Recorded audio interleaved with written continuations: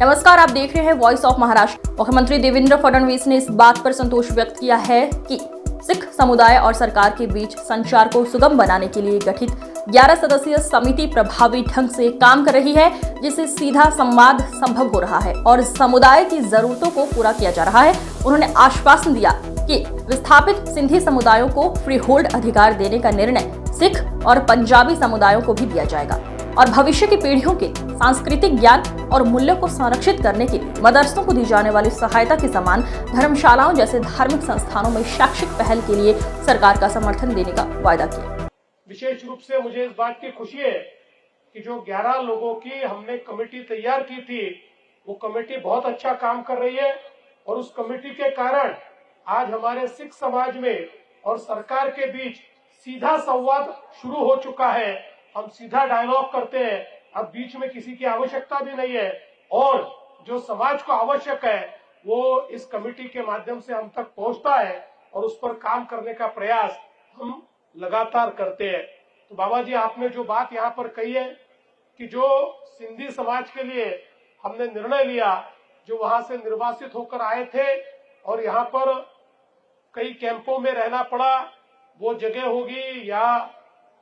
जो प्रार्थना स्थल होंगे, इनको नियमित करने के लिए, क्योंकि इतने सालों के बाद भी उसको अतिक्रमित माना जा रहा था, हमने निर्णय किया कि उनके लिए हम लोग फ्री होल्ड में वो जगह उनको देंगे और इसका निर्णय करके हमने उसकी शुरुआत भी की। मैं आपको आज ही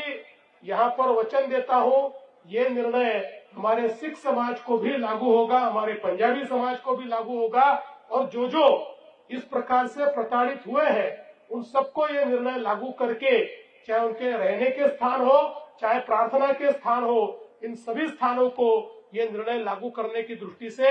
हमारा जो रेवेन्यू विभाग है, उस विभाग को हम निश्चित रूप से बोलेंगे।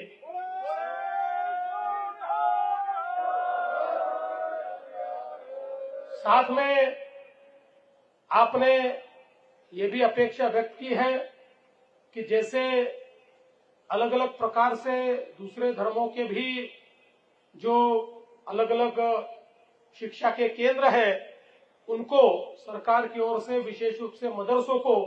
जिस प्रकार से मदद मिलती है, उसी प्रकार से हमारी जो धर्मशालाएं इस प्रकार से शिक्षा का काम करती है, उसको भी मदद मिले। मैं आपको आश्वस्त करना चाहता हूं कि उसकी एक स्कीम हम तैयार करेंगे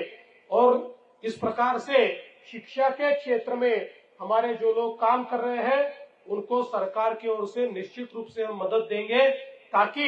हमारी आने वाली पीढ़ियों तक हमारे विचार पहुंचे, हमारी भाषा पहुंचे और साथ साथ हमारे गुरुओं ने दिया हुआ ज्ञान भी पहुंचे। इसके लिए निश्चित रूप से सरकार की ओर से पूरी कार्रवाई की जाएगी।